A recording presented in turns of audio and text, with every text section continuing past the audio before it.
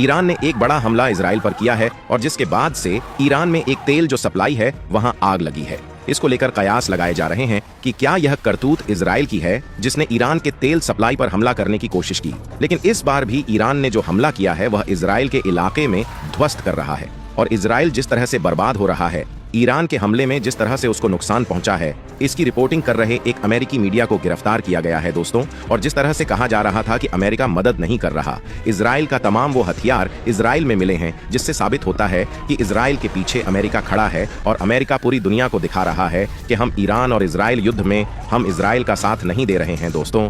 अब यह लगभग तय हो चुका है कि अब इजराइल और ईरान का युद्ध जो है वह रुकने वाला नहीं है। अब यह साफ है कि इजराइल ने एक बार फिर से ईरान पर बड़ा हमला किया है। यह सबसे बड़ी खबर है। लेकिन जो अफ्रीकन इंटेलिजेंस ने ट्वीट किया है कि आखिरकार ईरान ने इजराइल और अमेरिका को धत्ता बताते हुए पहले 250 रॉकेट दागे थे, अब फिर से 100 रॉकेट दागे हैं। और ये आग की लपटों का तस्वीर देखिए और साफ दिख रहा है कि ईरान के इस हमले से इजराइल पूरी तरह से बर्बाद होता हुआ दिख रहा है।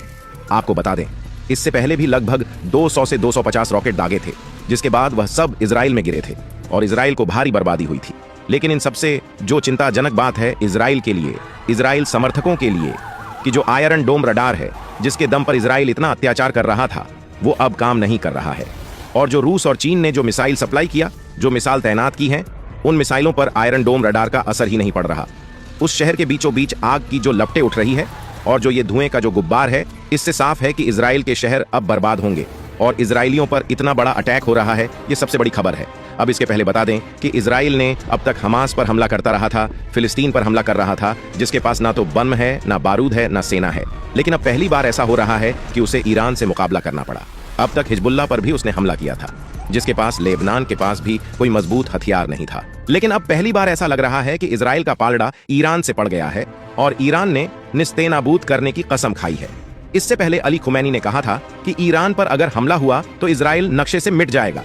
अगर संख्या बल की बात करें, ताकत की बात करें, तो इजराइल के पास टेक्नोलॉजी है, लेकिन ईरान के पास भी वह तमाम साजो सामान है जो किसी भी देश को बर्बाद करने के लिए काफी है। सबसे पहले तो उसके पास अपना नेवी है, उसके पास अपना फाइटर जेट है 500 से ज्यादा, उसके पास फाइट विमान है, एयरफोर्स है, उसके बाद 10 लाख से ज्यादा आर्मी है, सैनिक है, 10 करोड़ की आबादी है, और उसके बाद सबसे ज्यादा चिंताजनक है 1000 किलोमीटर तक मिसाइल है और न्यूक्लियर बम भी है। रूस और चीन की मदद भी है। अगर आप ईरान इजराइल की बात करें तो इजराइल टेक्नोलॉजी में, फाइटर प्लेन में उससे थोड़ा आगे है, लेकिन पैदल सेना कम है। जनसंख्या मात्र 1 करोड़ है। तो इस लिहाज से ईरान मुस्लिम देशों का सबसे ताकतवर देश है। जितने भी दुनिया भर में जो इस्लामिक देश हैं और खासकर जो मुस्लिम बहुल वाले देश हैं, उन सब में ईरान सबसे ताकतवर और टेक्नोलॉजी वाला देश माना जाता है। अब चूंकि इजराइल ने भी धमकी दी थी, कहा था कि हम ऐसा हमला करेंगे कि ईरान स्तब्ध रह जाएगा। पहले आपने देखा होगा साइबर अटैक की खबर आई थी। एक जो मिलिट्री बेसिस पर अभी भी ईरान युद्ध के नियमों को मान रहा है, वह मिलिट्री बेसिस पर हमला कर रहा है। लेकिन 12 घंटा पहले ही सोचिए, रिफाइनरी जो ईरान के जो रिफाइनरी थी, वहां एक आग लगी है। अब इसको लेकर कहा जा रहा है कि यह इजराइल की करतूत है या कैसे आग लगी है। लेकिन ज्यादातर लोग कह रहे हैं कि जो ईरानियन ऑयल रिफाइनरी में जो कैजुअलिटी भी हुई है, तो इस आग के पीछे इजराइल हो सकता है। तो इजराइल की लगातार कोशिश है कि तमाम, चाहे वो लेबनान हो चाहे फिलिस्तीन हो, वो आम लोगों पर हमला कर रहा है, जबकि युद्ध के नियम होते हैं। आपको मिलिट्री बेसिस पर हमला करना होता है। आप बिजली पर हमला नहीं कर सकते हैं, आप तेल पर, पानी पर, स्कूल पर, अस्पताल पर हमला नहीं कर सकते हैं। लेकिन इस युद्ध में सारे नियम को तोड़ा जा रहा है और इजराइल जो है वो साफ साफ वो हमला कर रहा है उनके रसद पर, तेल पर, पानी पर। और जब इजराइल ने कहा था कि हम उनके रिफाइनरी पर, ऑयल सप्लाई पर हमला करेंगे, तो जो बाइडेन ने कहा था, अमेरिकी राष्ट्रपति ने, कि नहीं करना है, लेकिन वह काम आखिरकार उसने कर दिया है। तो इस युद्ध में एक बात तो साफ है कि इजराइल जहां आम लोगों को मार रहा है, महिला बुजुर्गों को मार रहा है, युद्ध के नियम को तोड़ रहा है और वह स्कूल और अस्पताल पर हमले कर रहा है, इलेक्ट्रिक सप्लाई पर हमले कर रहा है, ऑयल सप्लाई पर हमले कर रहा है।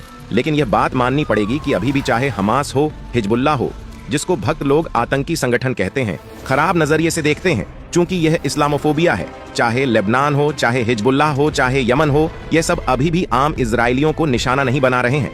इनका जो टारगेट है वो सिर्फ और सिर्फ मिलिट्री बेसिस है।